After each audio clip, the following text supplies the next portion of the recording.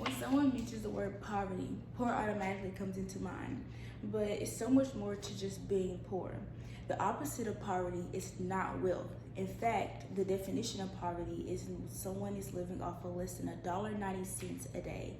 Poverty does not necessarily mean that one is poor, but more that one cannot go to doctor visits, does not have a place to stay, no food to eat, no transportation, and most definitely cannot get the medicines they need when in need.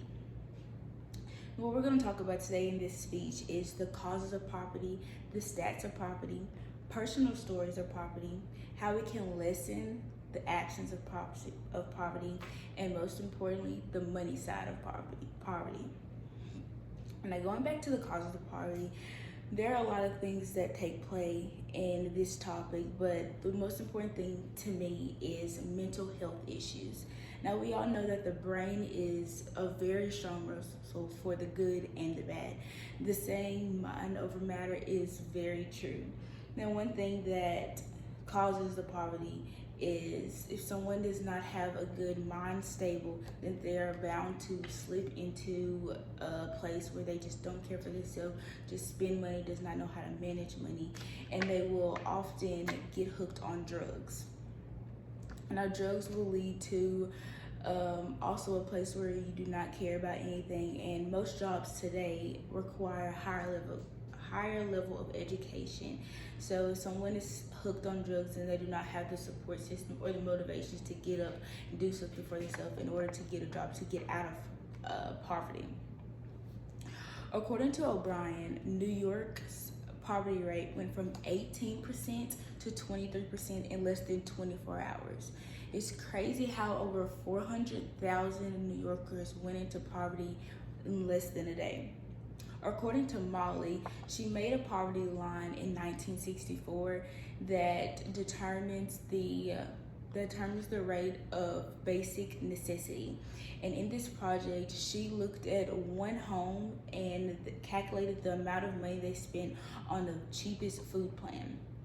And the president, Lyndon Johnson, loved it so much, he launched a poverty war in 1965, and it took off with her project.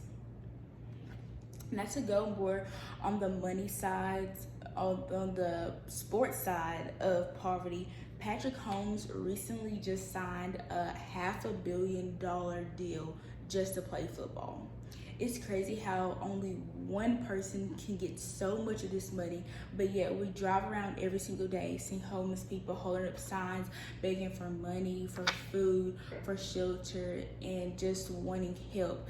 So, but the real question is, where is this money coming from? Well, most people who go to professional football games, professional basketball games, and go to merch or even pay cable, all that money is going to these professional athletes just to play one game. It doesn't make sense how somebody can be begging and pleading for a place to stay and one person is getting $500 million a year. It doesn't make any sense. Now, one thing that when I think of a lessening absence of poverty, I think of homeless shelters.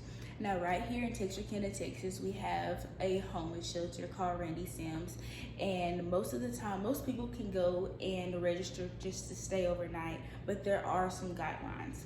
They have to be looking for a job, trying to get back on their feet. They can't just go there. And there's most people that have to start from scratch, so they're not able to qualify for Randy Sims. And if we had more homeless shelters in just a small town of Texarkana, think about how many homeless shelters we can get out in bigger cities if we all just came together with one mindset to make this happen.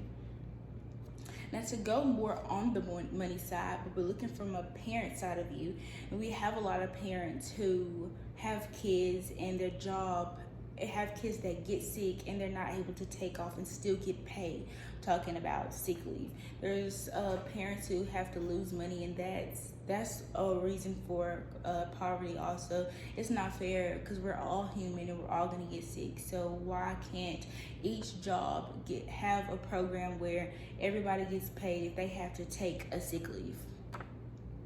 Another thing about the money side is unemployment. Now, recently with the pandemic, it was more unemployment people who were able to get the money, but why can't we just do that on a day-to-day basis?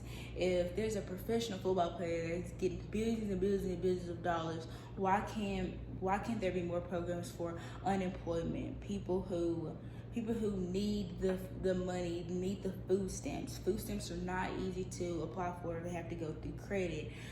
They have to apply for so many things, and so many people are turned away because they do not qualify. And that's just not fair, whether they need it or not. Money should still be.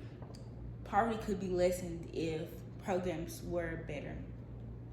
Now, to conclude this speech, the lesson of poverty is very important to me because mental health issues, it's a topic that can be transferred in not long at all. If people just came together with the right mindset and the right point of view, then we all could come together and make the better of it.